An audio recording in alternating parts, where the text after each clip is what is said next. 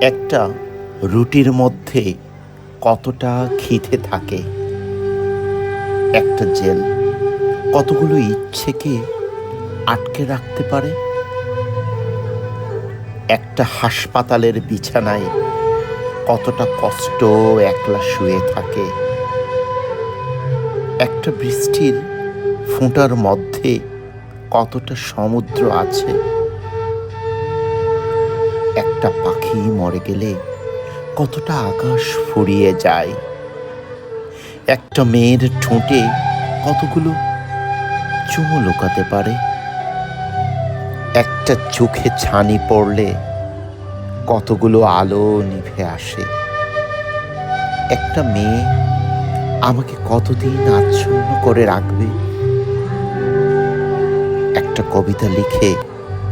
কতটা হট্টগোল বাঁধানো যায়। কবি নবারুণ ভট্টাচার্যের